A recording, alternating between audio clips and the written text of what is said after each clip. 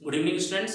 In previous video, we have studied the chapter 16 of pollutions of class 12th, and we have studied what is pollution, how it is occurred, and the types of pollution we have also studied. And we have seen that the types of pollutions: air pollutions, water pollution, soil pollution, and many more. We will discuss one by one.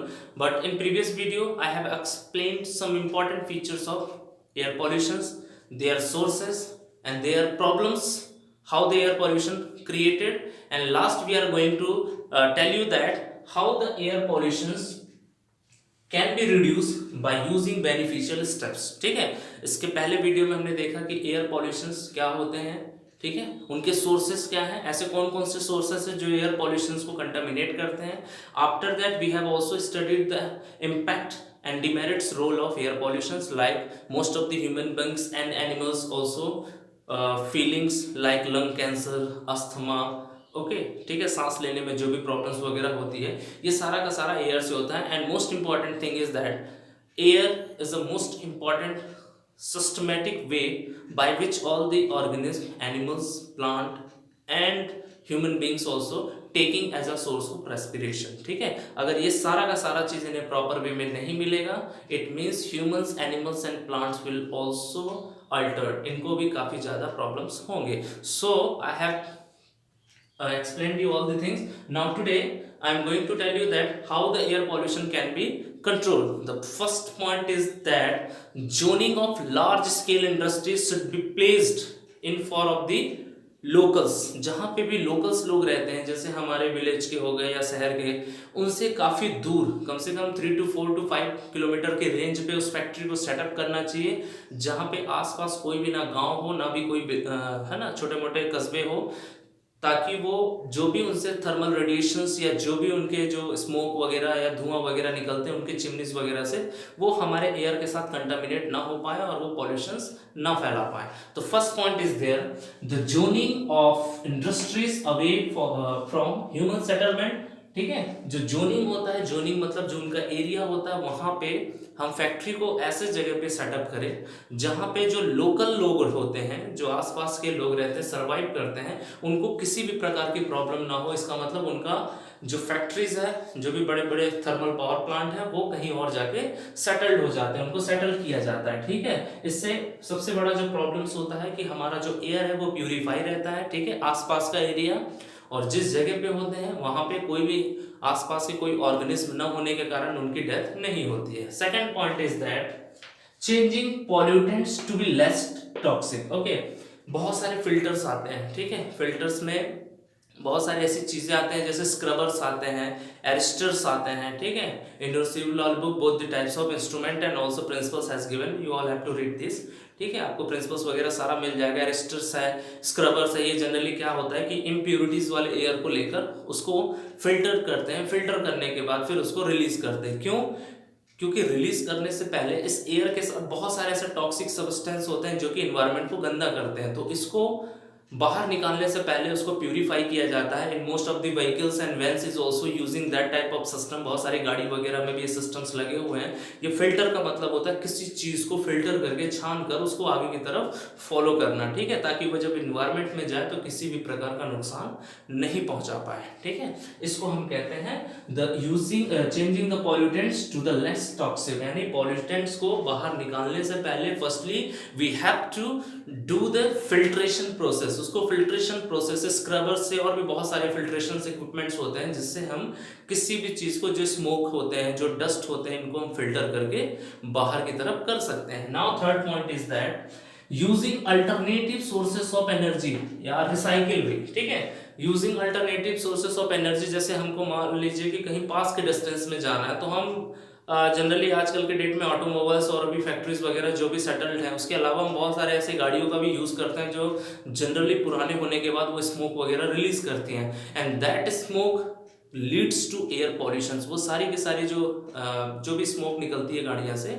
वो pollutions को create करती है। ठीक है, उसी के लिए government of India and most of the government of the world has given the adequate plan of pollution centres. ठीक है, उन्होंने जगह जगह पे पॉल्यूशन सेंटर्स को सेटअप कर दिया है ताकि वो पॉल्यूशंस क्या कर सकते हैं, वो किसी भी प्रकार की व्हीकल्स को, किसी भी प्रकार के इक्विपमेंट्स को वो पहले वेरीफाई करेंगे, उसके बाद उसको आगे की तरफ फॉलो अप करते हैं। ठीक है, तो इसका मतलब है कि जो भी है वो यूजिंग अल्टरनेटिव सोर्स ऑफ का मतलब जरूरी नहीं कि हमें पास के डिस्टेंस के लिए ऑटोमोबाइल्स वगैरह की जरूरत पड़ती हो। ठीक है, या बड़ी बड़ी वैन्स की या बड़ी बड़ी गाड़ियों की जरूरत पड़ती हो, या हमें फैक्ट्री के लिए बहुत सारी, है ना। तो ये सारी चीज़ों को ध्यान में रखते हुए गवर्नमेंट ऑफ इंडिया और बहुत सारी चीज़ों ने उस चीज़ों को रिसाइकिल करके या दोबारा उसको प्यूरिफाई करके या फिल्टर करके बाहर की तरफ निकालने के लिए बहुत सारे इक्विपमेंट्स उन्होंने तैयार कर दिया है। Now next, the fourth point is that must be separated or filtered before releasing the harmless gases into the environment। जो भी फैक्ट्रीज हैं, थर्मल पावर प्लांट है और भी काफ़ी बड़े बड़े जो थर्मल रेडिएशंस वाले हैं, एक्सप्लोजिव वाले हैं, वो क्या करते हैं कि जब भी उनके प्रोडक्ट तैयार होते हैं तो उस समय काफ़ी ज़्यादा मात्रा में टॉक्सिक सब्सटेंस उनकी चिमनी से, उनके बॉयलर से रिलीज होता है। और जब वो सारी की सारी चीज़ें रिलीज होती हैं तो वो इन्वायरमेंट में जाने के बाद एयर पॉल्यूशंस को क्रिएट करती हैं, और वो air pollutions human beings, animals and plants, इन तीनों को वो नुकसान पहुंचाता है। इवन यहाँ तक कि जो छोटे मोटे इंसेक्ट्स वगैरह होते हैं, that leads to go rapidly death, वो बहुत ही जल्दी उस एयर पॉल्यूशन के कारण मर जाते हैं। ह्यूमन बींग्स रेजिस्टेंस होते हैं, थोड़ी देर के लिए उस चीज़ को एडजस्ट कर सकते हैं, लेकिन अगर ये ज़्यादा दिनों तक रहे तो ये काफ़ी ज़्यादा प्रॉब्लमेटिक होता है। That's why the different types of major steps we have to use to avoid air pollution. ऐसे कुछ स्टेप्स हैं जिसका हमें यूज करना है, by that we can use to avoid that type of pollutions। okay, the most important point we have discussed, separated or filtered का मतलब होता है जैसे कोई टॉक्सिक सब्सटेंस है, उसको सबसे पहले after releasing we have to filter them properly. ठीक है, पहले उसको हमें फिल्टर करना है प्रॉपर तरीके से, उसके बाद जब उसके टॉक्सिक सब्सटेंस फिल्टर हो गए, उसके बाद जो नॉर्मल से गैसेस बचते हैं, then we have to release it, उसको बाद उसको रिलीज करना चाहिए ताकि वो इन्वायरमेंट में जाने के बाद इन्वायरमेंट को पॉल्यूट या कंटामिनेट नहीं कर पाए। So this all about the air pollutions. Now the air pollution topic is totally completed. In your book there is two types of equipments is given, scrubbers and aerators। okay, you have to follow it and read it. If you have any doubt, you can ask me. Now I am going to tell you the meaning of water pollution. Why? Because both the types of pollutions are generally we have studied in 8th, 9th and 10th class also, so we will not take a thoroughly read, we have to just touch the important points of that pollutions. So first, the meaning of water pollution. We know that the undesirable changes of biological, physical, okay, in water is called water pollutions. जब भी water में किसी भी प्रकार का biological, physical या natural way में अगर उसके साथ कंटामिनेशंस होंगे तो वो वाटर पॉल्यूशंस को लीड करते हैं। ठीक है, वाटर पॉल्यूशंस करते हैं क्योंकि वाटर हमारा प्योर फॉर्म में होता है, लेकिन जब भी उसके कांटेक्ट में जो भी चीज़ें आती हैं, चाहे वो सॉलिड वेस्ट हो, चाहे वो ऑर्गेनिक वेस्ट हो, चाहे वो फिजिकली वेस्ट हो, ये सब के सब उसको कंटामिनेट करते हैं। And the most important point is that the degradation of water by adding substance, उसकी चीज़ों को जो क्वालिटी है उसको ख़त्म करने के लिए उनमें जैसे सॉलिड वेस्ट, जो सॉलिड वेस्ट होता है जब वो पानी के कांटेक्ट में आता है तो उसकी क्वालिटी को ख़त्म कर देता है। Like organic and inorganic substance, जैसे ऑर्गेनिक हो गए और inorganic substance is called water pollutions. उस पूरे के पूरे टर्म्स को हम वाटर पॉल्यूशंस के नाम से जानते हैं। ठीक है, water pollution is also undesirable changes and it is the most important role okay we have to study today। ठीक है, नेक्स्ट, अब हम वाटर पॉल्यूशंस की बात करते हैं। तो water pollution generally belongs to 3 categories. Water pollutions जो फैलते हैं, जो कंटामिनेटेड होते हैं, they have 3 reasons and what is that? The 3 reasons is that biological, chemical and physical. ठीक है, इनके 3 प्रोसेस होते हैं जिससे जो वाटर को पॉल्यूट करते हैं, कंटामिनेट करते हैं। ठीक है, इसमें जो सबसे पहला है बायोलॉजिकल फैक्टर की बात करते हैं। Bio means we all are familiar with that term. Biological means it contains various pathogenic bacteria. Pathogenic का मतलब होता है generally those type of organism which carry the different types of disease in water and also the animals and plants also is called pathogenic. Pathogenic का मतलब होता है जो disease career होते हैं, जो डिजीज को कैरी करते हैं और किसी दूसरी जगह पे स्प्रेड करते हैं ब्रीडिंग करके। ठीक है, उसको तो बायोलॉजिकल में हम ये देखते हैं कि जो वाटर पॉल्यूशन होता है, सबसे मोस्ट इंपॉर्टेंट रोल इसका बायोलॉजी में सबसे इंपॉर्टेंट रोल होता है the various pathogenic bacteria, virus and protozoa and algal Bloom. ठीक है, ये जनरली एक जगह पे तैयार होने लगते हैं, डेवलपमेंट होते हैं और ये पूरा का पूरा वाटर पॉल्यूशन करते हैं। ठीक है, लेकिन mostly it consist in the strength water. Strength water मतलब जहाँ का पानी रुका होता है ये वहाँ पे ज़्यादा फॉर्म्ड होते हैं, ठीक है। जहाँ का पानी फ्लोज होता है वहाँ पे इनको तैयार होने में काफ़ी समय लगता है और एक्चुअल में ये हो भी नहीं पाते हैं। Now second point is that the chemical okay, we know that the uses of chemicals and we know the demerits of chemical के uses और demerits भी हमने पढ़ा है। कुछ chemicals beneficials होते हैं, कुछ chemicals हमारे लिए harmful भी होते हैं।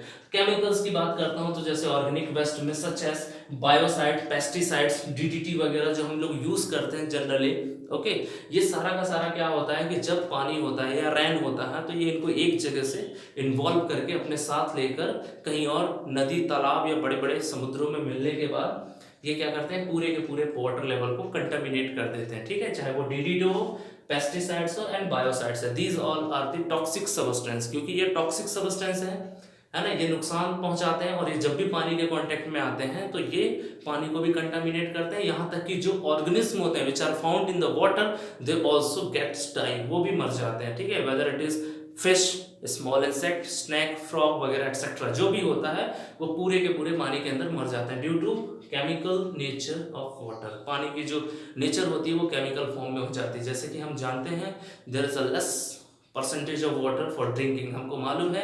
And most important thing in our world overall it looks blue, why? because there is a more percentage of water, and if you will see from the satellite region the India and most of the world looks blue in color। Sky दिखता है, ठीक है, हमारा जो sky है वो blue colour में appear होता है क्योंकि इसमें जो वाटर लेवल है वो सबसे ज्यादा है। Now next we are going to discuss that physical means different types of artificial system by which we are going to contaminate the water in a direct way is called physical nature। okay, physical में जैसे oils हो गए, soaps and detergent, साबुन से detergent के जो भी पानी वगैरह होते हैं, या किसी को भी हम जनरली एनिमल्स को बाथिंग वगैरह करवाते हैं रिवर्स में, जिस कारण से हमारा पूरा का पूरा जो रिवर्स है वो भी गंदा हो जाता है, यहाँ तक कि उसके आसपास के जितने भी इन्वायरमेंट है वो भी हमारे कंटामिनेटेड हो जाते हैं by using these all types of items. Now after the completion of that we have to also discuss how the sources of water implement the role for polluting that। okay, ऐसे कुछ ऐसे sources हैं जो natural way में भी होते हैं और जो आर्टिफिशियल वे में भी होते हैं। अभी तक हमने जितना देखा वो लगभग वो आर्टिफिशियल था, एक्सेप्ट बायोलॉजिकल को छोड़ के। फिजिकल्स भी होते हैं, केमिकल्स भी होते हैं generally by doing human activities. But here we are going to discuss the sources of water pollution. Water pollution का हम जो सोर्सेस देखने वाले हैं उसमें सबसे इंपॉर्टेंट रोल प्ले होता है नेचुरल एंड दूसरा है हमारा आर्टिफिशियल, ठीक है। नेचुरल का मतलब होता है those substance or those organisms which can create own cell by the nature to contaminate the water is called water pollution by natural way। और ऐसे सब्सटेंस जो नॉर्मल वे पे ह्यूमंस के इंटरफियर से वाटर को पॉल्यूट करने का काम करते हैं that is called artificial pollutants in water के केस में, ठीक है। नेचुरल की बात करते हैं तो सॉइल इरोजन, ठीक है। सॉइल इरोजन बहुत इंपॉर्टेंट फैक्टर्स है ये किसी भी पॉल्यूशन को क्रिएट करने में। व्हाई? बिकॉज सॉइल इरोजन का मतलब होता है जब भी सॉइल इरोजन होता है मोस्ट ऑफ दी जो अंदर के जो डिब्रीज वगैरह होती हैं, सीवेज होता है, वो ब्रस्ट होके बाहर की तरफ फ्लोट होने लगते हैं और ये सॉइल के साथ मिक्स हो जाते हैं, ठीक है। और साथ में सॉइल के साथ मिक्स होने के बाद एक काफ़ी मोटी लेयर बन जाती है और उसके बाद ये फ्लोज होते होते होते होते एक काफ़ी रिवर की तरफ बढ़ते हैं और उसके बाद जाके उसमें मिक्स हो जाते हैं। यानी अंदर के जितने भी फॉसिल्स फ्यूल्स थे, डिब्रीज थी, जो भी गंदगी वगैरह थी, वो सब मिलने के बाद पानी में जब मिल जाते हैं तो हमारा वाटर भी पॉल्यूट हो जाता है। लेकिन ये नेचुरल वे में होता है। Soil erosion is not a harmful, soil erosion not a created by human beings, ठीक है। इसको इंसान अपने मन से नहीं करता but it is done by the human activities, ठीक है। क्योंकि मोस्ट ऑफ द क्या करते हैं human beings generally cut down the trees for their personal uses.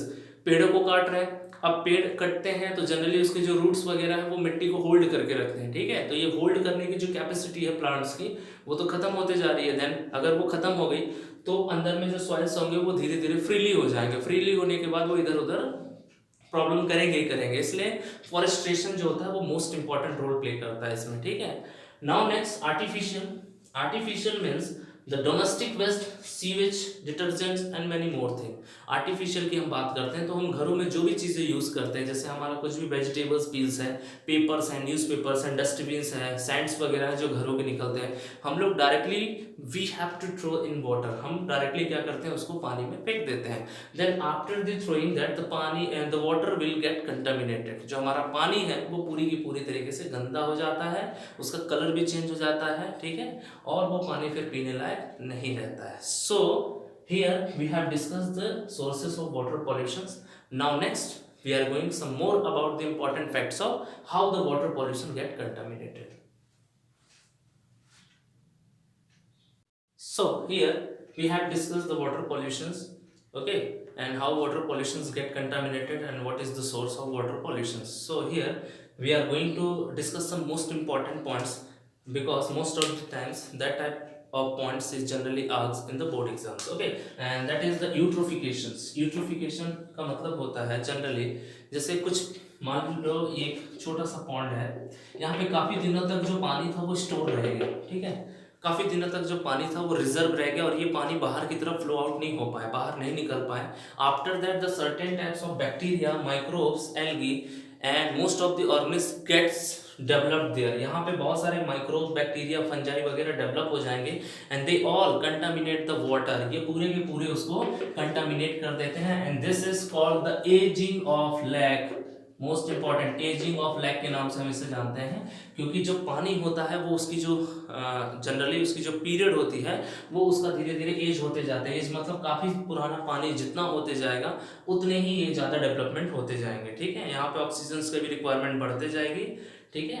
ये सारा का सारा चीज़ होता है, उसको हम कहते हैं eutrophication. Generally it is done in stagnant water, जहाँ पे पानी रुका होगा वहाँ पे यूट्रोफिकेशन होता है, जहाँ पे पानी नहीं रुकता है वहाँ पे यूट्रोफिकेशन देखने को नहीं मिलता है। It is generally natural and artificial phenomena by which the stagnant water causes different types of development of microbes, okay, biological substance such as bacteria, आपके और भी बहुत सारे जितने भी स्मॉल इंसेक्ट्स वगैरह होते हैं वो यहाँ पे डेवलपमेंट होना चालू हो जाते हैं and they hole create a water contaminated, पूरा का पूरा पानी को गंदा कर देते हैं। That is called eutrophication. Okay, eutrophication का मतलब होता है ageing of water, okay, during this several times, ठीक है, काफी समय से जो पानी यहाँ पे रुका रहता है वो यूट्रोफिकेशन के प्रोसेस को फॉलो करता है। Now we are going to like biomagnification. Biomagnification is the most important features of that. After eutrophication we have to study the biomagnification. Biomagnification में हम ये देखते हैं कि जैसे ये पानी रुका हुआ था, पानी रुकने के साथ साथ वहाँ पे कुछ छोटे मोटे जो एल्गी थे, है ना, वो पानी को एब्जॉर्ब करते हैं। उस एल्गी को कीड़े खाते हैं, छोटे मोटे इंसेक्ट्स खाते हैं, उस इंसेक्ट को फिश खाती हैं, फिश को देन ग्रेटर फिश खाती हैं और उस ग्रेटर फिश को फिर ह्यूमन बींग्स भी खाते हैं, ठीक है। तो ये सारा का सारा ये सारी चीज़ों से जुड़ा हुआ है, that is called biomagnification. If you will read in Sivalal book refresher, you will get the exact definition of biomagnification. If you feel any problem or writing all these definitions, you can ask me. Okay, now eutrophication completed, biomagnification completed. Biomagnification comes after the eutrophication. अगर eutrophication नहीं होगा तो biomagnification नहीं होते हैं, ठीक है, क्योंकि ये जनरली स्टैंड वाटर्स में होते हैं और जब स्टैंड वाटर रुका होगा वहाँ पे बहुत सारे माइक्रोब्स होते हैं, वही माइक्रोब्स धीरे धीरे डिकम्पोज होने चालू हो जाते हैं और एक दूसरे को डिकम्पोज करने का भी काम करते हैं और एक दूसरे से इनका जो ट्रॉपिक लेवल है, जो फूड चेन होता है, वो हमेशा कंटिन्यू करता चला जाता है। This is all about biomagnification. Now we have discuss 3 points of that, water pollution, their sources and the most important and bad effect of water pollution is that ज़्यादा contaminated water होगा, पीने से diarrhoea, dysentery, ठीक है ना, अलग अलग प्रकार की बीमारियां होती हैं, इन्फेक्शंस, बहुत सारी बीमारियां होती हैं। We all are familiar with the water pollution. अगर पानी गंदा होगा एंड आप अगर डॉक्टर के पास भी जाते होगे तो most of the doctor suggest that you have to drink a boil water. आपको डॉक्टर सलाह देता है कि आप बॉयल वाटर पियो, जो उबला हुआ हो, या फिल्टर्ड पियो, ठीक है। ये सारे प्रॉब्लम्स होते हैं, हम लोग इसको जानते हैं। Now we are going to touch the last topic of how to control water pollution, water pollution को कैसे रोके। जो सबसे बड़ा और सबसे इंपॉर्टेंट फैक्टर है वो है इसका फैक्ट्रीज, क्योंकि सबसे ज्यादा अगर पॉल्यूशन क्रिएट करते हैं इन एनवायरमेंट, चाहे वो एयर की बात हो, लैंड की बात हो, सॉइल की बात हो, या चाहे वाटर की बात हो, तो वो होते हैं factories. Factories should not be installed on the river banks, क्योंकि फैक्ट्री के बहुत सारे डिस्पोजल्स जो होते हैं वो एक दिन या महीने भर में बहुत सारे डिस्पोजल को वो डायरेक्टली रिवर में फ्लोज करते हैं। ठीक है, उनके पास इतना स्पेस नहीं होता है, वो रिवर में फ्लो करते हैं। जब रिवर में वो फ्लो करते हैं तो काफ़ी प्रॉब्लम्स होते हैं। ठीक है, जिस कारण से जो ऑर्गेनिज्म जो वहाँ पे सर्वाइव करते हैं वाटर के अंदर, दे ऑलरेडी डाई, वो भी मर जाते हैं। ठीक है, तो सबसे पहले फैक्ट्रीज को रिवर बैंक्स के साइड में कभी इंस्टॉल नहीं करना है। ठीक है, now next, sewage should not be mixed directly into the river. ठीक है, जो सीवेज होता है, जो डिस्पोजल वेस्ट होते हैं, चाहे वो घर के होते हैं या जो हमारे कहीं के भी, इनको हम डायरेक्टली रिवर्स में फ्लोज नहीं करना चाहिए, क्योंकि ये भी एक प्रकार का कंटामिनेशन के कारण होते हैं। सीवेज में बहुत सारी चीजें आती हैं। ठीक है, now next, municipal waste should not be put directly into the river. Municipal waste में जैसे हम लोग आसपास की साफ सफाई होने के बाद भी जो भी डस्ट वगैरह होते हैं, ये इनको एक जगह पे लोड करते हैं। लोड करने के बाद अगर इनके पास लैंड फिल्स है तो ये वहां पे फिल कर दिए। If suppose there is a completed of landfills, they have to put them directly into the river। वो क्या करते हैं, उसको उठा के पूरा रिवर में डाल देते हैं। रिवर में डालने के बाद वहाँ पे माइक्रोब्स होते हैं, बैक्टीरिया होते हैं, एक्शंस करके अपना डेवलपमेंट करते हैं, ग्रोथ करते हैं। ग्रोथ करने के बाद जैसे जैसे उनकी संख्या बढ़ती जाती है, वो पानी के अंदर के जितने भी छोटे मोटे ऑर्गेनिज्म हैं ये उनको डिस्ट्रॉय करते हैं, खत्म करते हैं।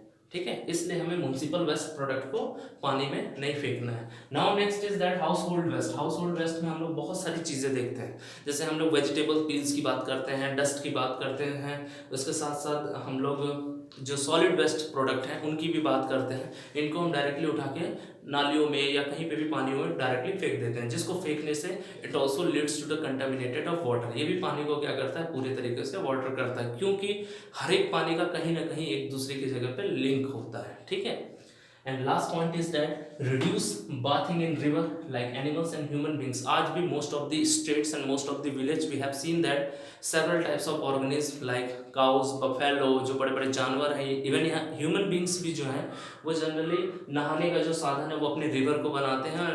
ठीक है, अब वो रिवर के साइड में जाके नहाने धोने का जो भी उनका पर्पस होता है वो करवाते हैं, जिस कारण से हमारा जो ड्रिंकिंग वाटर है वो भी कंटामिनेट होता है और वो पूरा का पूरा पानी जो है वो भी कंटामिनेट होता है। Okay, now these all are about the water pollution. In next video we will discuss some more about the pollution. Till then, keep revises. Thank you, student.